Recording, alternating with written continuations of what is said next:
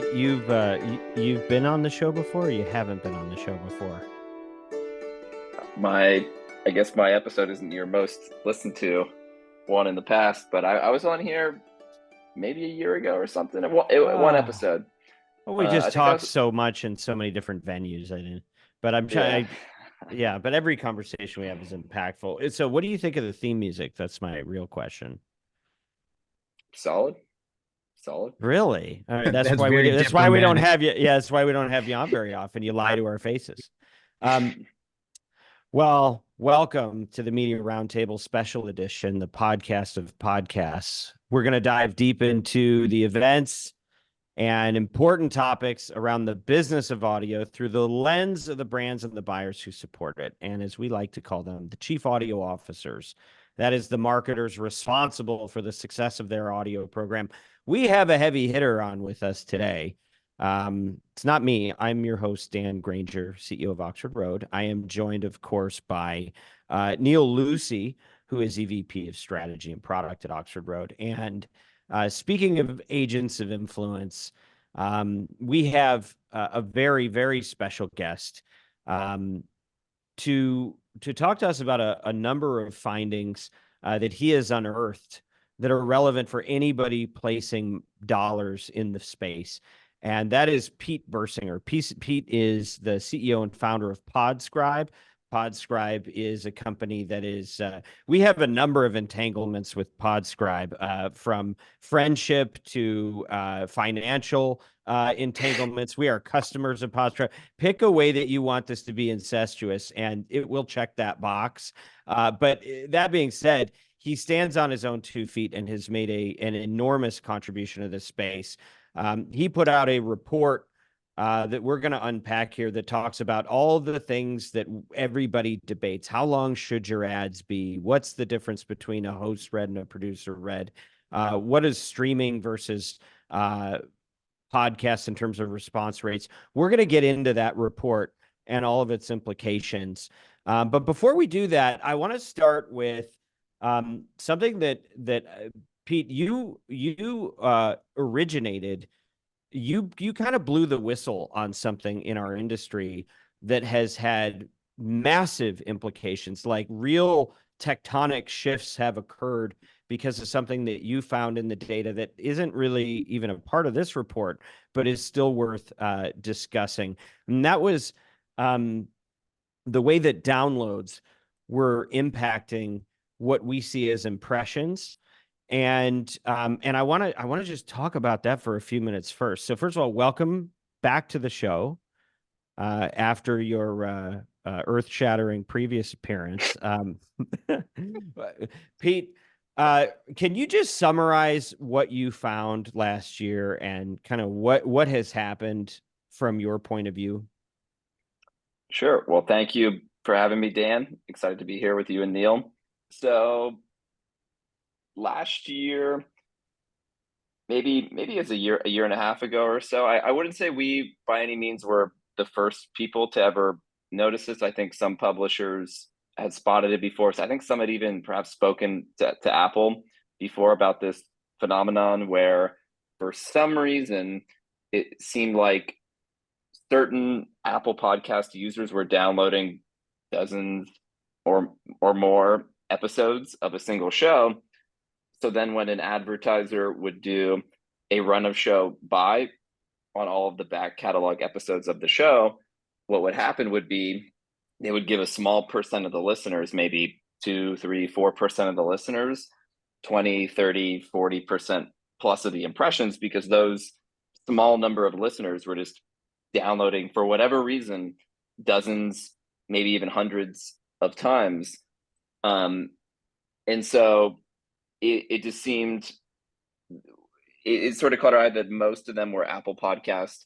Pretty much all of them actually were Apple Podcast listeners, and so we have a flag on our dashboard that would point out when this concentration would occur. And so we began, I think, because we at that point, and still primarily, we were largely working primarily with advertisers, and the focus was on verifying their buys. So we began pointing that out, I think, to more advertisers. So the issue got more attention, and then through it sort of snowballed from there. I think through sounds profitable as well, and it came more to Apple's attention, and then ultimately they did what I think surprised me and perhaps a lot of people, is fixing the issue in iOS 17, which then their resulted in Apple Podcast listeners doing fewer back catalog downloads that were just not likely to be listened to, with the end effect being good for advertisers. Okay, so I know Neal's chomping at the bit here, but I'm not gonna let you go yet. So let me. So there was an article that came out that said global podcast downloads were down 24% year over year in December 2023. That's your fault that that type of headline is going out as a result of your finding and talking about it. Not only do we have the perception that downloads are drastically reduced at a time when the industry continues to grow, but you even have Apple itself, the foundation of the very format, changing their practices as a result of this, right? So there's real implications to this. There were, and I could share two alternate headlines that could have read there, and the two alternate headlines could have said podcast listens are the same year over year, or podcast conversion rates are higher than ever. Yeah, but that's not sensationalistic Yeah, enough. It bleeds, it leads, man. You gotta talk about the carnage. No, but I think that's a point. And Neal, I'll hand it over to you now because I know you got some things to say. Because I think there's a lot of confusion and misunderstanding among people that are casual observers of the industry. But this is really important stuff. So, what's your takeaway on all this? Yeah. I didn't practice my rant, so we'll see But how it's in you. It's just speak from your soul. it's in me. And I think it's exactly to what Pete is saying. What came out was downloads are down 20%, nothing about listenership. And then even conflating downloads with audience, I think. So if you're a casual observer, and we're not casual observers, you think, what's happening with podcasting? The numbers are down 20% decrease in downloads. The audience is off. And I'm thinking, okay, if that's the case, Edison's going to come out with their infinite dial in March. And if I go by those headlines, listenership should be down. The reach of podcasts should decrease by kind of the way that the information was being served up in the marketplace. It's not going to happen, right? And I think it's the idea that people are thinking of downloads to being equal to audience, and they're not the same. Download doesn't mean listenership. I mean, I came from other parts of media before I got heavily into podcasts, and I always looked at when I was kind of focused on those other channels, like, oh, the measure is downloads. Crazy. That's great. Crazy. Yeah. Do they listen to them? Yeah, no, there's a lot of confusion. And the crazy thing is pricing has been impacted by this, right? So it seems like another headline, while we're doing alternate headlines, could have been Podscribe founder Pete Birsinger unearths the fact that podcasts are being overreported by 24% in terms of actual listenership. So I think to me, just to kind of dumb it down, is that there was no change in consumption. Listener behavior didn't change at all. And the story, it continues to be up and to the right for the industry. But there are so many stupid practices that like the bad habits that we've been picking up as this industry is maturing. Some of those are starting to get exposed. And I think you couldn't wish for a better use case for the work that you're doing at Podscribe to expose this type of thing, because you're verifying what is real, what is a customer actually or a consumer actually doing with this content or these ads. And and I think that we're in a much healthier place because of it. But now the hard part is, what do you do when you're a publisher that's been treating something that got downloaded onto somebody's phone that they never actually heard, and you were charging for that? What do you do with that 24%? Do you raise your prices? Do you have to give it back? And in a situation like us, where in many cases we are only committed to pay for the impressions that run, now that we know that 24% of them were bogus in these cases, how do you reconcile that? And so the implications financially are massive. I'll bet millions, if not tens of millions of dollars have swung as a result of this finding. And it's just from a guy doing his work. So good on you for creating this shitstorm in the industry, Pete. I think it's moving us in the right direction, and thanks for having the courage to do it. And I'm excited to see that the industry is now responding in a more responsible way, because it's gonna be helpful. What isn't helpful is when people take it out of context and don't think about it and confuse people to make it sound like we're moving backwards when we're actually moving forwards, and this is a big step forwards. Yeah. I was going to say, I totally agree. I mean, this is getting downloads much closer to an actual listen, right? And that's what we want. We don't, downloads are great. They tell us the popularity of podcasts. Somebody they've downloaded X million podcasts, so that podcast is popular. But what I really care about is the people that listen to the podcast. Yeah. Pete, did we get anything wrong on that? Because I know you're in the business of exposing when something's inaccurate. I don't know. You had about 76% of that was correct. No, I'm just kidding. All right, fair enough. Okay, so let's talk about if you're watching this on YouTube, as you should if you can. The PPB, is that the Paul Birsinger? What is a PPB, and how'd you come up? How'd you come up with that name? The Podscribe, because you went straight to acronym on this. Yeah, the Podscribe performance benchmark is no what it correlation to your initials, just total coincidence. Surprisingly, no. I actually didn't even create the acronym. It was our head of marketing, Amelia. So I've got the DRG coming out in a couple of months. You're going to see it's really cool. Anyway, all right, what is it? Let's get to it. What frame it? What were you trying to accomplish with this, and what's inside? So this is the second version of our benchmark report, where the goal is to provide the industry with findings and learnings that we're seeing when we look at an aggregate the campaigns that we're measuring.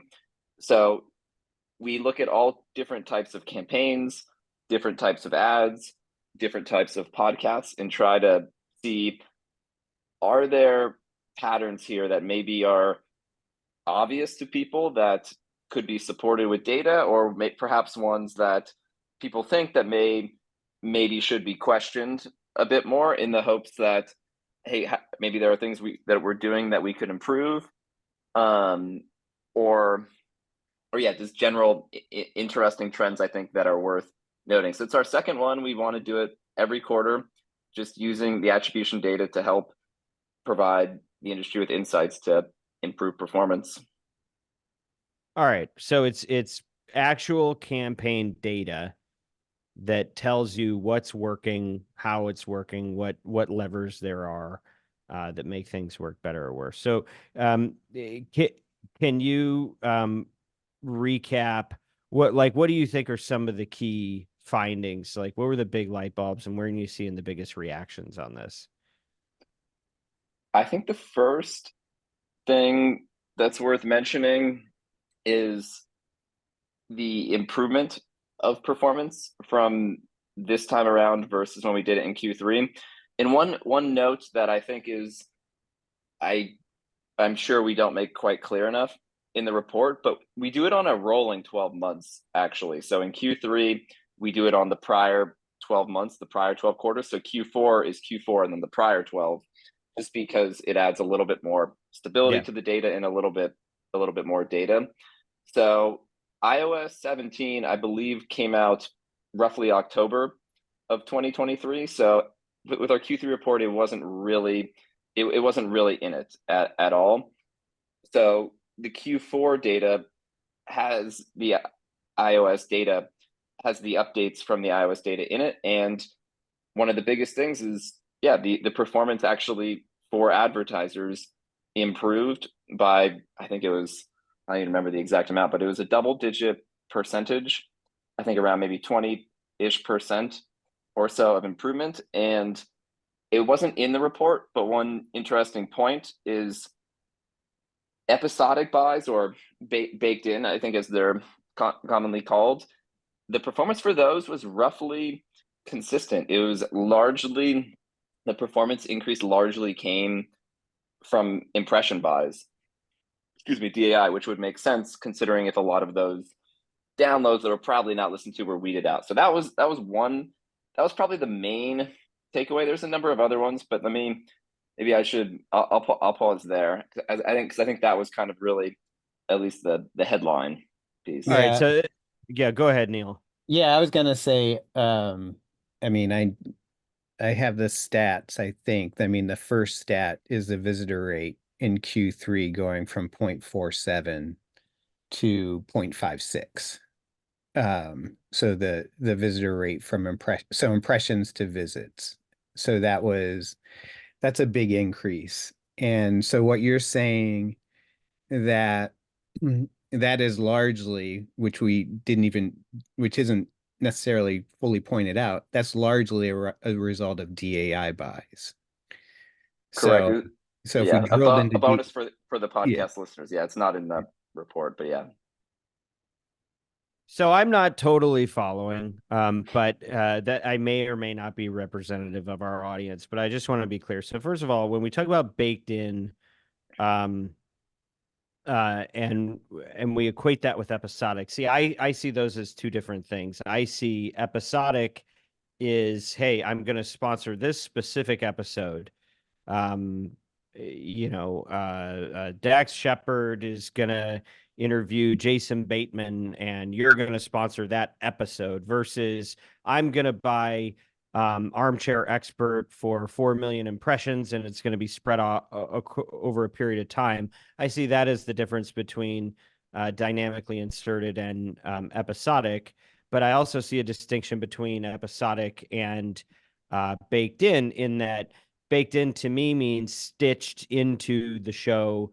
And so it will live native. It is not even dynamically inserted. It is actually recorded as part of the content. Is that a fair distinction? Can we agree on terms? I would agree. Okay. And then when we talk about the comparison, are you saying that, are you noting that performance is improving on buys, period, because the way that it's being counted is now a lot more accurate as a result of the updates that happened from your previous finding that we just talked about? Are you actually seeing your findings start to show up in performance results? Right. So that's like a double flex. So you went and exposed this whole thing. You figured it out. You told people, the industry jumped, and now you're able to actually, like, what a great flex. You can be like, and results are getting better for advertisers. So in a sense, you are MVP, at least for a couple years, for this industry. If advertisers are actually seeing more impact per impression as a result of your findings, that's a big win if I'm understanding it correctly. I think it is a big win for advertisers. I would agree. I think for advertisers, downloads are more accurate than ever, and the performance on an impression basis is higher than ever. So I think that's it.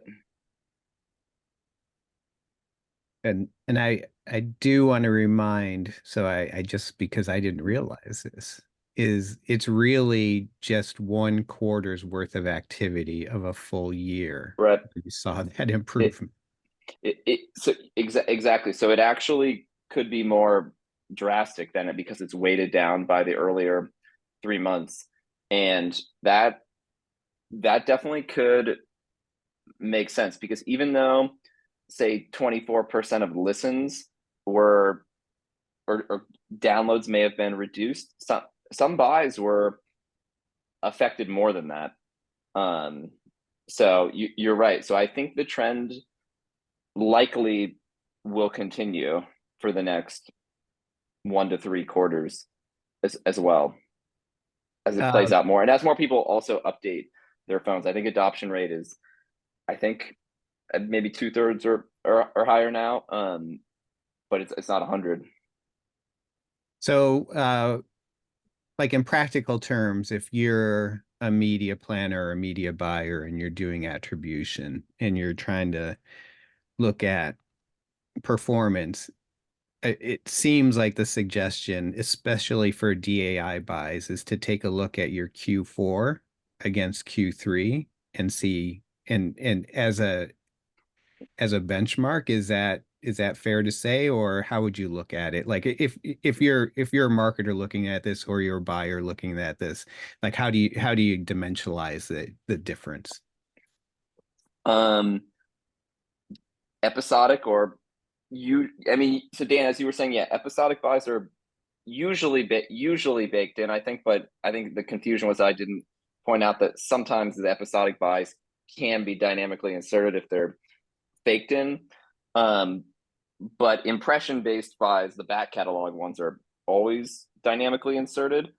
So if I was to break it out, it's those back catalog impression buys that we've seen the biggest improvement in. And I think too, probably anecdotally, most buyers might say, oh, DAI is worse. And by DAI, they usually mean impression buys on back catalogs. And yeah, for most of our performance buyers, they seem to sort of have a sentiment like that. But I think that gap is going to close.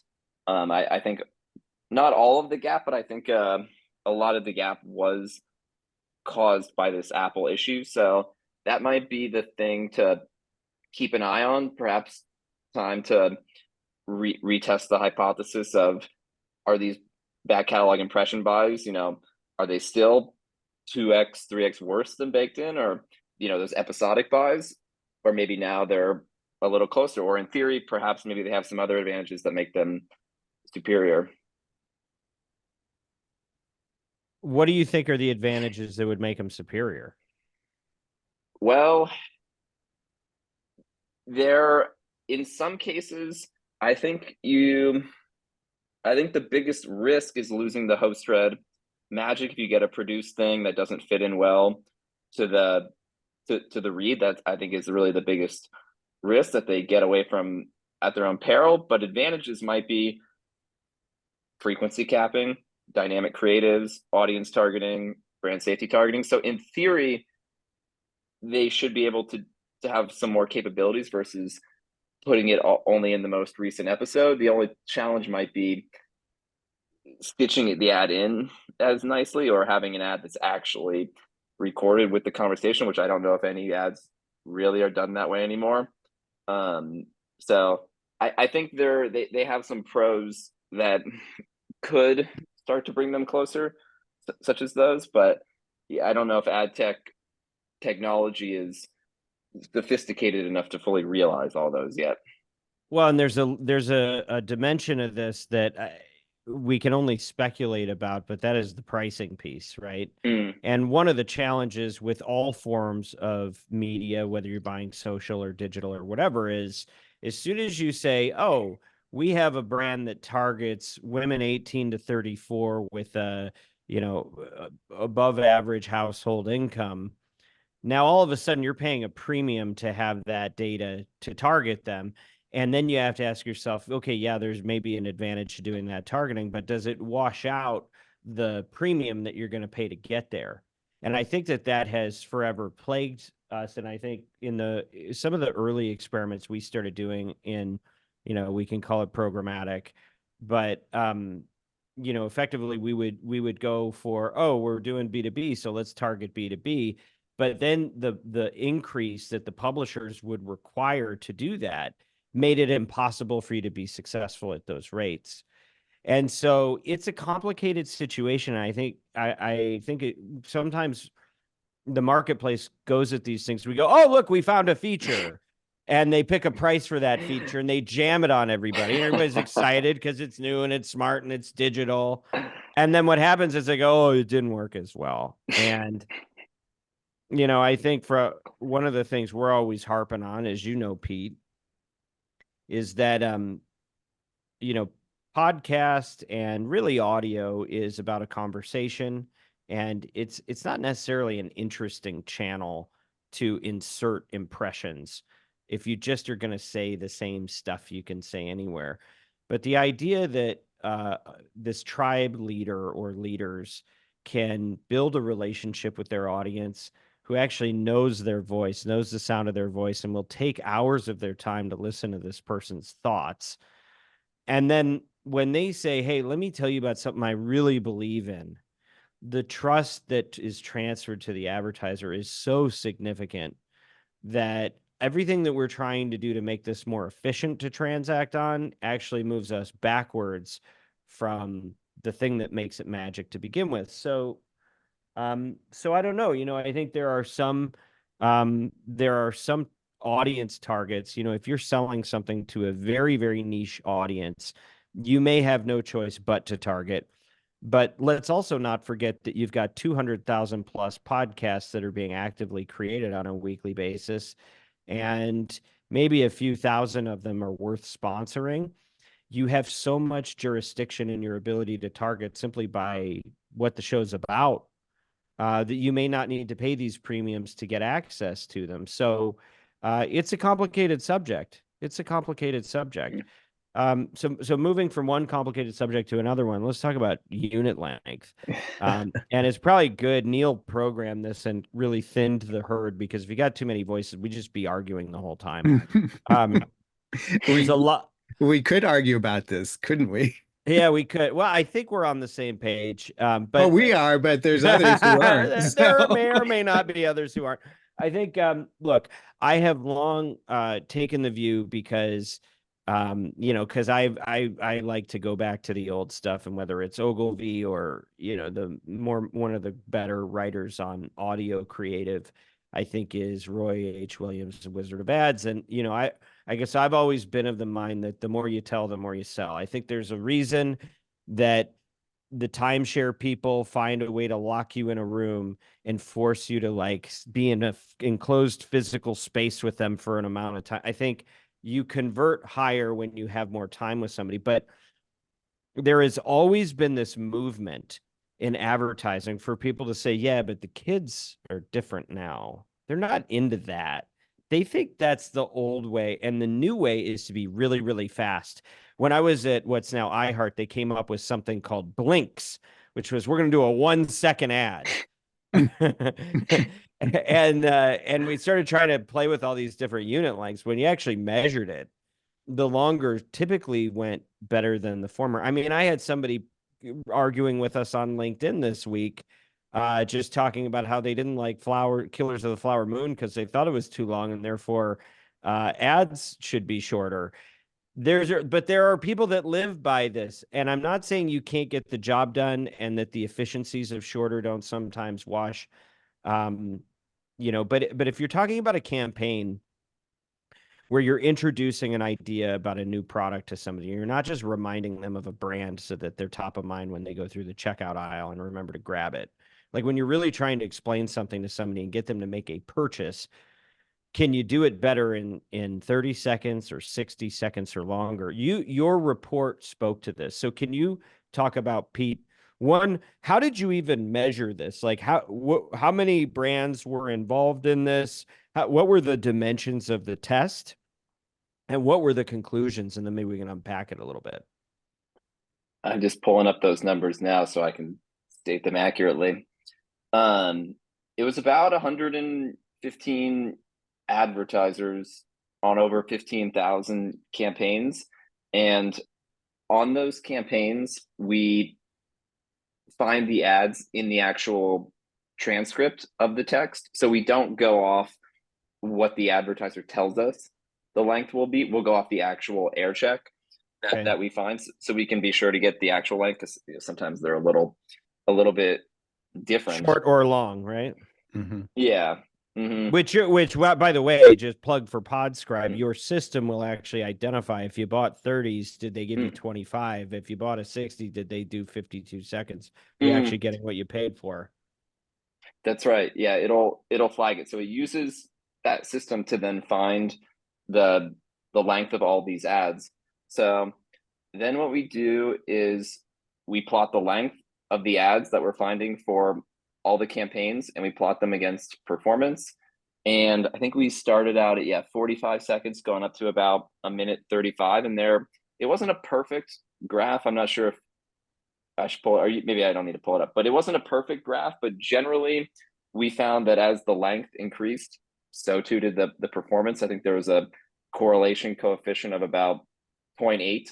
So it wasn't, a monumental difference. I think the median visitor rate was about 0.66 at a 45-second ad, and about 0.83% at a minute 15 ad.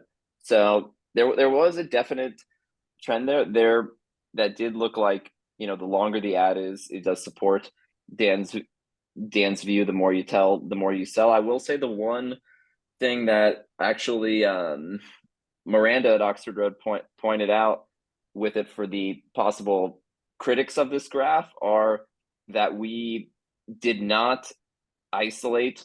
We did not say this is only for baked in episodes or for episodic buys. So it is possible the results could be a bit confounded. Why is that a factor? Well, if say, we know that episodic buys outperform impression-based buys, even after the iOS 17 updates, there's still a bit of a gap between them, just because maybe people still listen more to the episodic ones.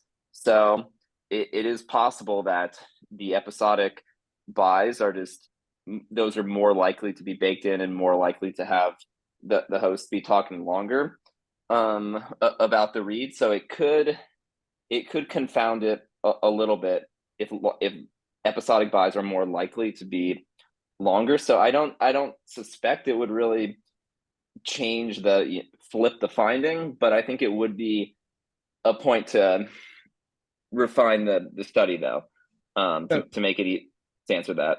Yeah, just to jump in. So I think I just want to make sure I understand it, because you're not necessarily isolating whether this is episodic or dynamically inserted. So there's other factors that could play into to the performance. But I mean, I think on the surface, a 0.8 correlation between ad length and visitor rates is a strong correlation.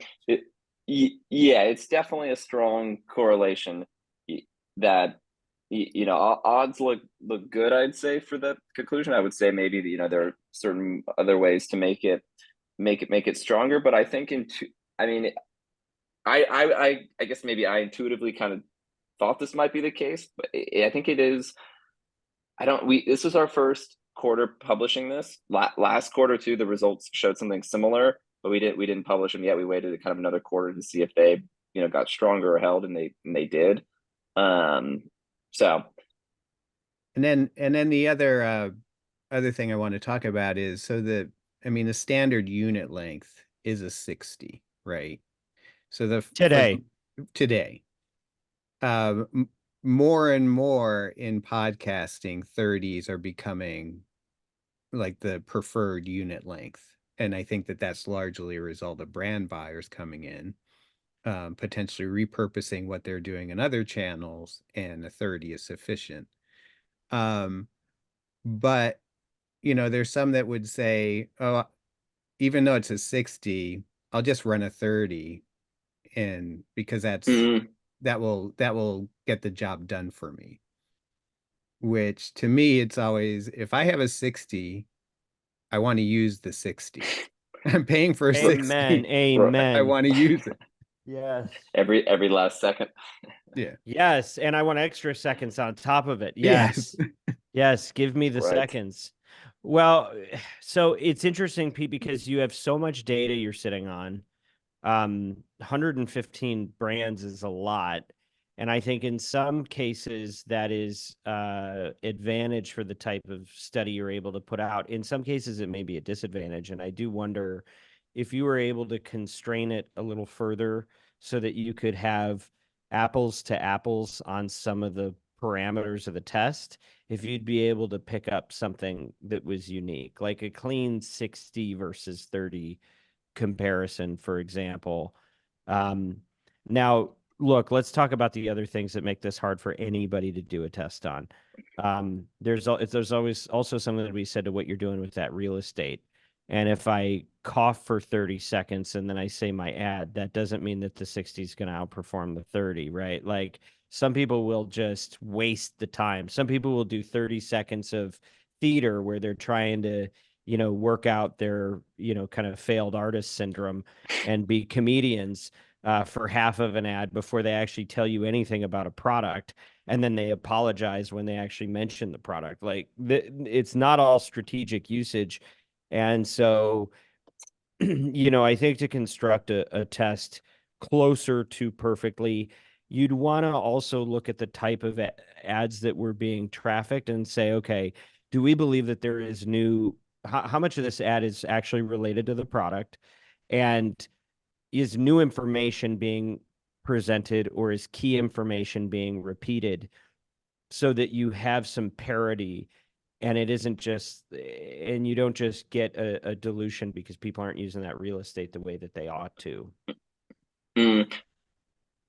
Well, I think I agree in two other points. One is, like you were saying earlier, okay, maybe even this study shows, 2-minute ads are 20% more effective than 60-second ads, but what's the cost difference? I mean, same with 60 versus 30, that it comes down to, like you're saying, yeah, they're probably better all else considered, but you might have to pay, 50% more.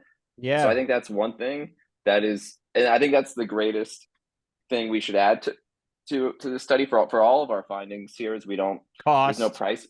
Yeah, there's no, it assumes all these impressions are paid or cost equally, which they certainly don't, as you're saying with the contextual targeting and all that. So I think that's one other lens to look at this through. Yeah, I mean, maybe they are better, but how much better, compared to how much they cost is I think the real question. One other thing too that I think in terms of that could influence the results is perhaps maybe these certain big brand advertisers, like maybe Home Depot or McDonald's, they come in, they buy a lot of 30-second ads, and just because they have such a big percent of the audience already purchasing, their conversion rates will actually look higher, so they may skew the conversion rates for shorter ads if that's what they're buying. So there are sorts of there's a lot of ways to get this wrong. That's why case studies are so hard to put out. But I appreciate and this is not a criticism of you. I want to honor the fact that you're doing it and you're taking a shot and sharing it and being candid about where the loose ends might be, because we get so religious with this stuff and we see a piece of data and then we just extrapolate it to be true always and forever in all circumstances, and it's not. But we do the best we can, and we just have to be on a quest to continue to optimize even the way that we construct a test. I do want to make sure that, and Dan, you did it, but I want to make sure we touch on the contrarian point of view, which is basically, I mean, we have the attention span now of essentially a goldfish, so we can't pay attention for more than 12 seconds at a time. So therefore, running ads that are 60 seconds in length, it's like, how's anybody gonna kind of stay engaged with that ad? So I think I recognize that point of view, and I think I recognize that more if it's just you're trying to create that mental availability. It's a brand ad. You're just trying to kind of remind people. But this is specifically about performance. So this was about looking at the length and then the visitor rate correlating to the length. And so I think that that's what we need to keep in mind is largely what we do is performance audio. And so what we want to make sure is we're driving the best performance for our advertisers. And so that means, for the most part, it's not perfect all the time, that a longer length ad is going to work better. Without a doubt. Yeah. And I know that there are different theories and models and precedents for this. You know, one of the challenges we have in our industry is that the right hand doesn't talk to the left. And so much of this has been figured out in radio. And we want to say, no, we're so different and we're so new and we're so special in podcast. We don't have any business with that. But like radio already had to sort through a lot of this stuff. How many ads they could shove into an hour of content before the listener screams. And you know what they found was 20 minutes, right? 20 minutes. So guess what? This thing's going to 20 minutes until we lay down on the train tracks, which we're kind of starting to do.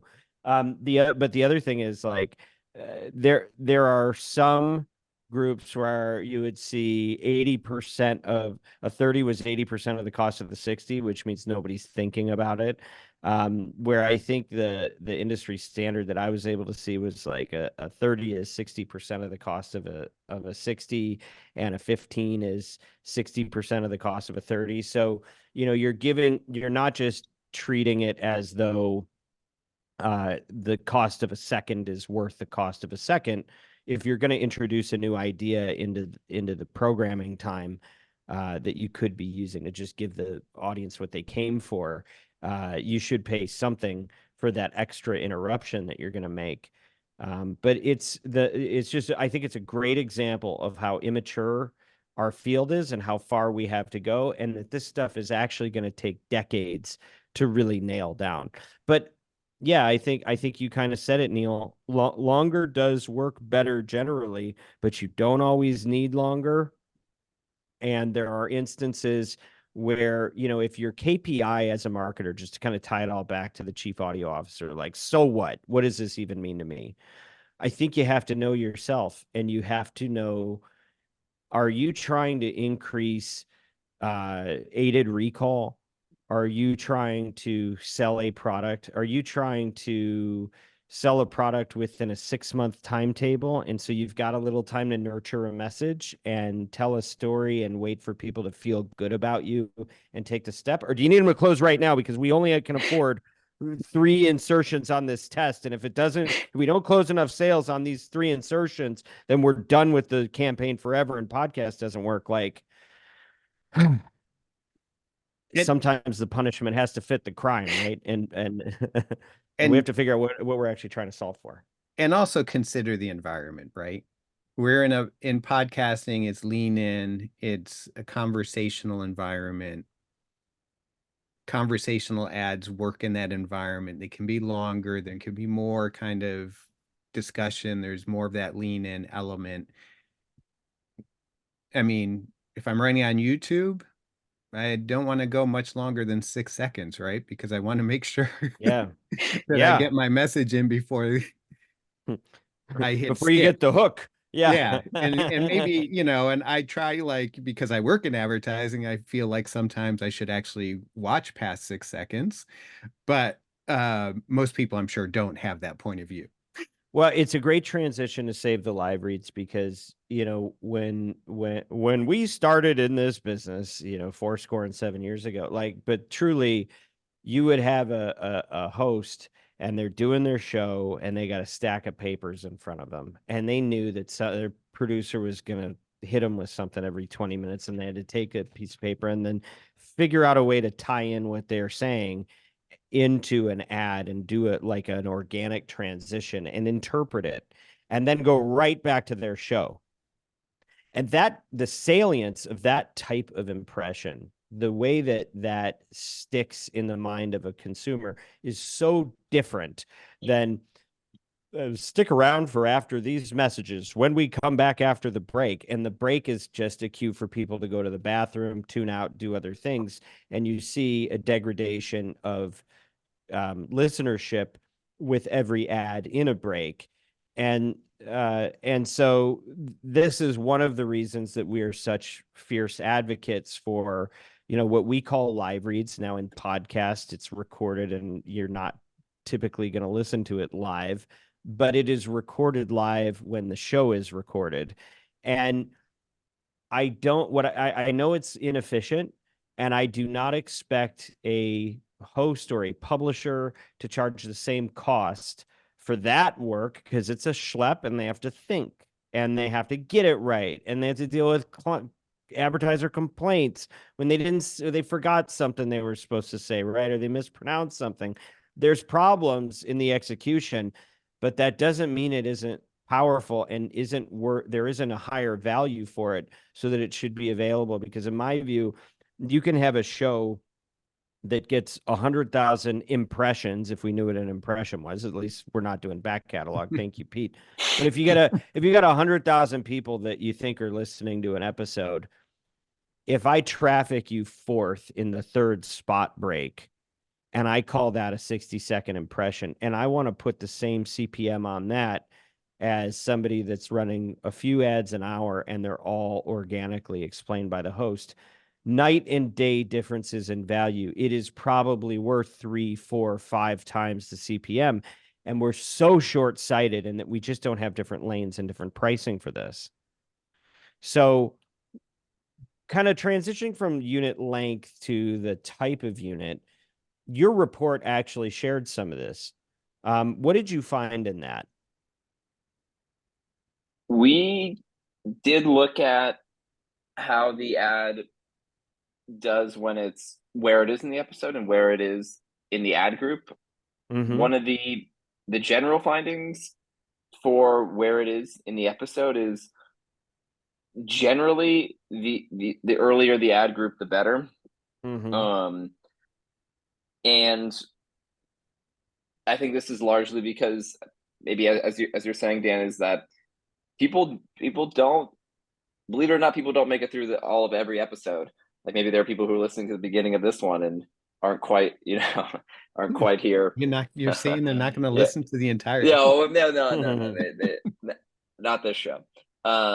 But with every, so there's definitely a drop off rate. It certainly varies per show, but the ads that are in the earlier group in the episode are going to get listened to more. I mean, right at the beginning with a pre, I mean, if you're before any content, I think you run the risk of getting skipped over. If it's just you go straight into ads, that's an easy skip for the listener. If there's a minute or 2 or 30 seconds even of content, maybe the listener then puts down their phone and goes to do the dishes, and then the ads come in. Perhaps so, but generally, yeah, the earlier the ad group, the better. I'd say that is one big finding, and two, we do find within the ad group, and we're just looking at one ad group now, it does seem earlier also in the ad group is better. There is a little bit of a toss-up. I'd say it's still it maybe will flip with more data, but it seems, and this sort of is a little surprising to me, but that the second ad in the ad group may be slightly better than the first. What's funny is our Q3 results showed the same thing. Our Q4 results show it too, in both visitor and conversion rate. And it's not a significant difference, but it might be because when you hear one ad, you can skip it. You can hit skip at least once, maybe twice.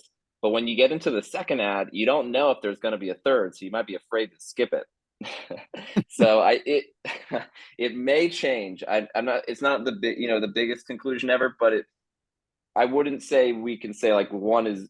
I would say one is like definitely better than two. I mean, after that it drops off. So yeah.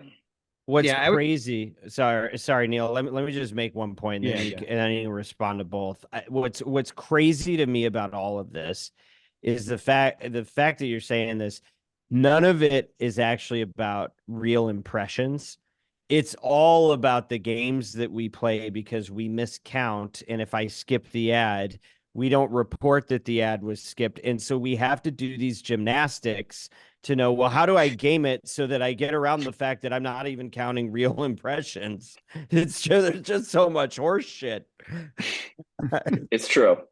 It's true. Sorry, I need to get that rant in there. Go ahead. Neal. Yeah. It's good to get that rant in there. I'm glad you did. Like, just give us the impressions, for heaven's sake. Don't make us play all these games. But I found it interesting. Like, I mean, that was like a surprise because I'd want first ad in the break, right? I mean, if I had a Yeah. choice, give me the first ad. So they hear, and then I'm like, I mean, it's a theory, but to hear the theory on why that potentially may be, I think that's interesting, and I was surprised by it to see that the second performance was slightly better than the first ad in the break. Every time I look at it, I think the data is wrong, but I wouldn't say it's the most convincing statistically yet, but it seems so far. But this is across develop. 115 advertisers as well. Like, all of them are dealing with the same sample size, right? Right. Yeah. So peculiar. But here's what I do know. In the days of the buggy whip, when you had journals, that people were actually recording their listenership habits, and then when they had the portable people meter, they would wear these pagers or whatever that would actually listen for them. And what the data that used to yield was, every time you went from first ad to next ad, you'd see about a 20% decline over the prior baseline in impressions.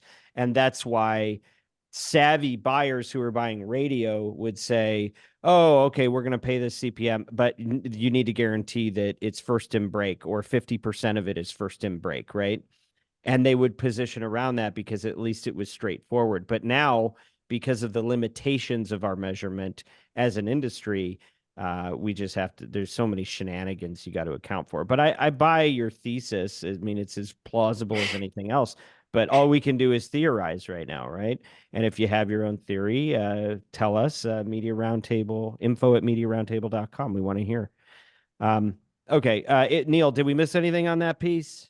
No, I think that covers that. I think we got it. Super fascinating. And the funny thing is, it was actually, we talked about something that was not the question I was trying to get. I was trying to talk about your host read versus producer read piece.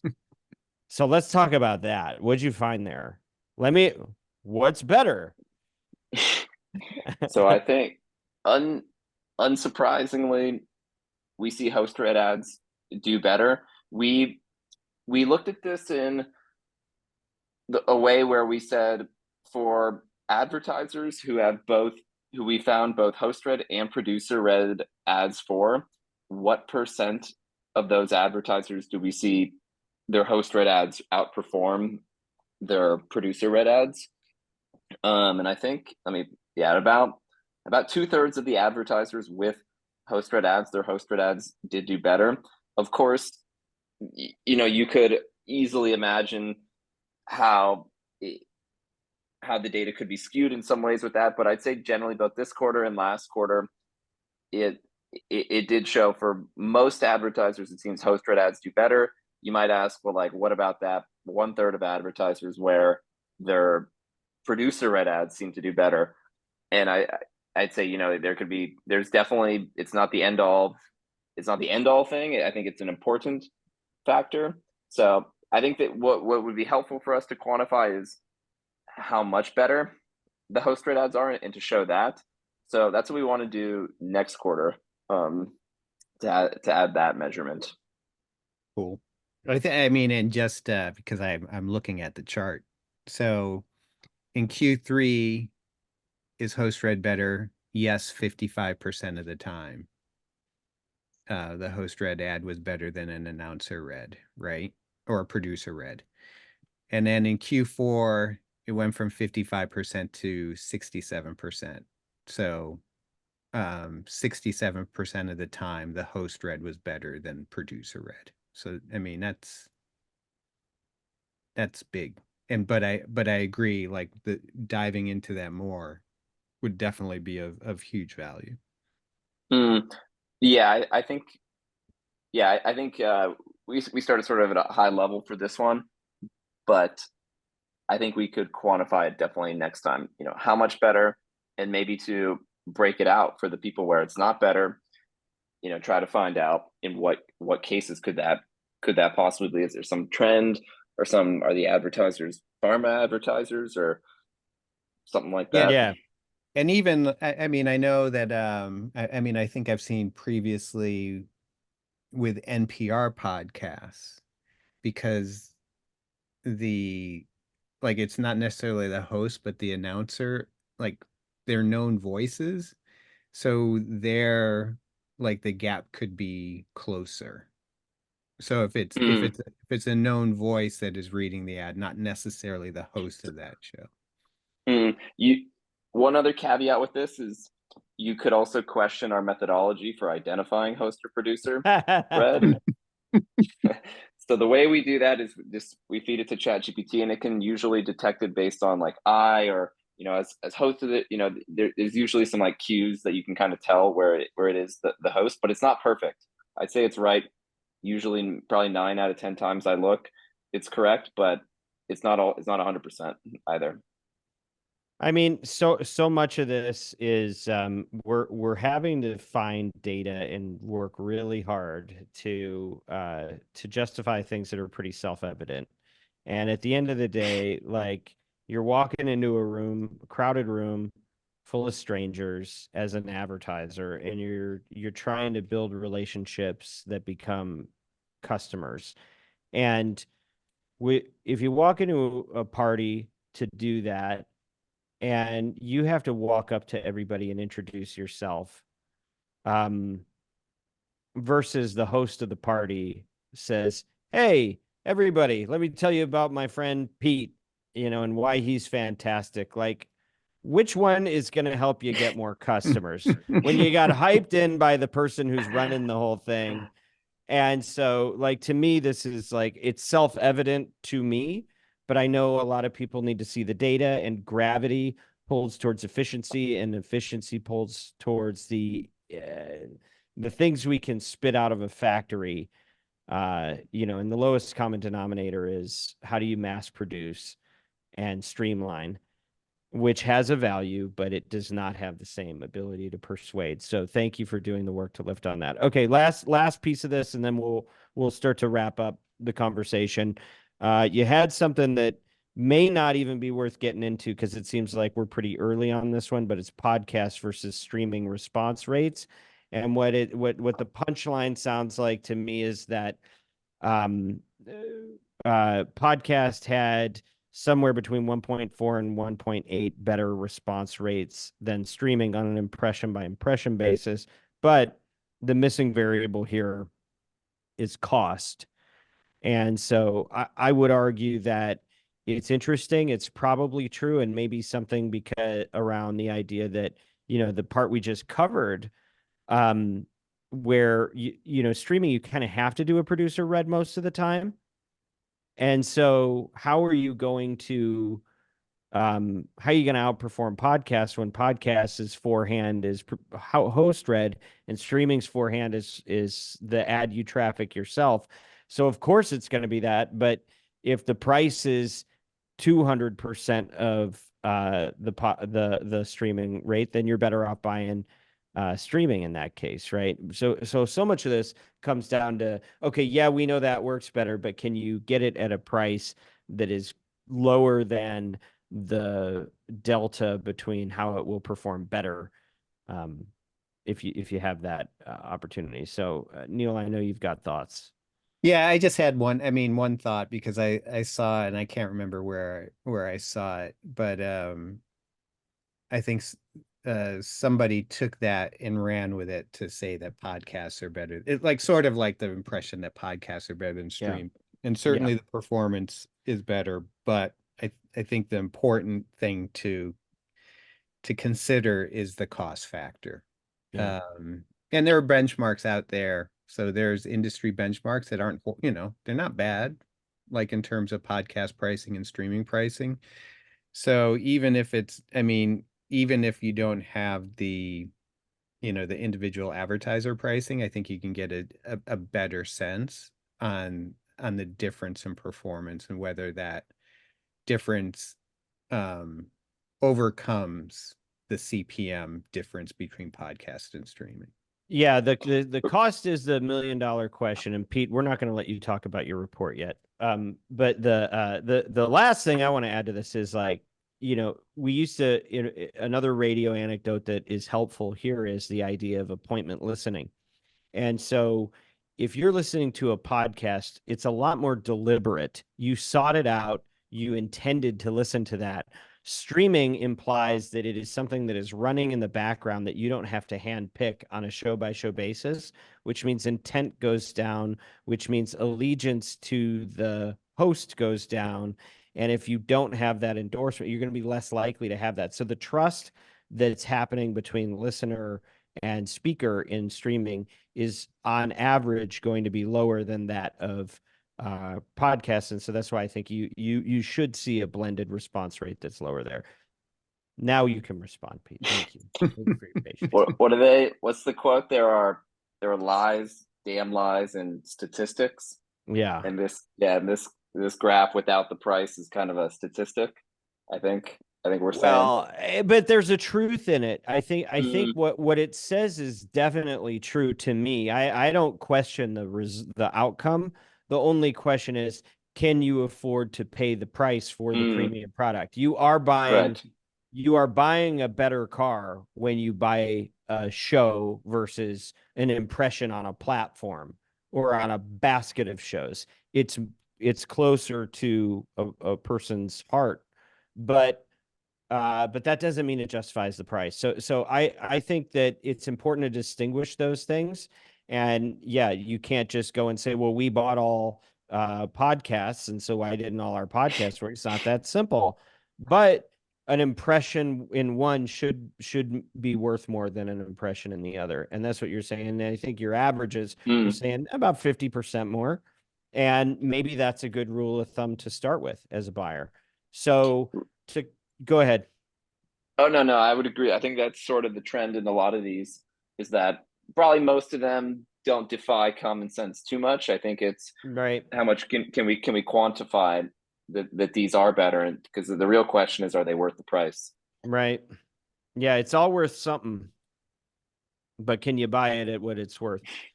So just to recap here, guys, you look at this report, you're a buyer or you're a brand, and you're trying to apply this.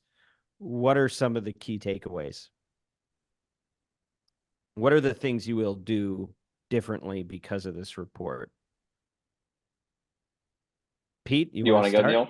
I'm like, do I go or I can? We'll start with you, Neal. No, we'll start with you, Pete. No, go ahead. It's his report. Yeah. It's your report.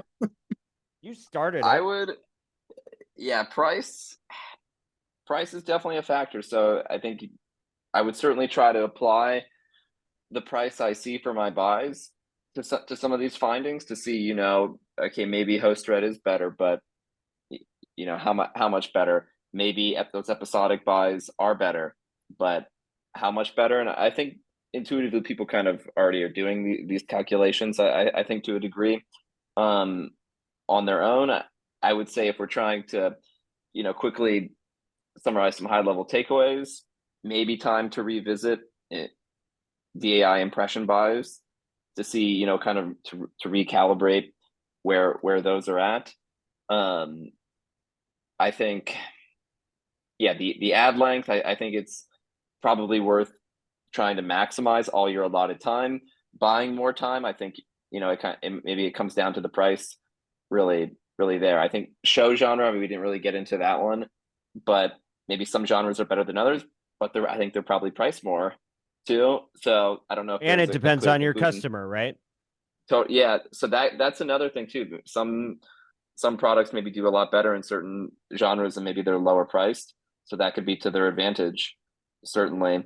So it's a good point. And I would just respond to that last piece by saying, I think that there is an influence factor behind every show that nobody is able to report on yet, but you see it in the results, which is the deeper a host goes into the mind and heart of a listener, the better that show is going to perform. Some genres lend themselves better to that, but the personal beats the impersonal every time. And And you just have to know your audience and know who, like, at the end of the day, I would take somebody that's closer to a cult-like following with 100,000 versus somebody that's, bubblegum pop surface level with 1 million followers, because my dollars are going to work harder in the 100,000. I'm not saying I'd pay the same price for 100,000 over 1 million, but there's a difference in the depths in which a creator is able to connect with their audience. So if you're on the content side listening to this,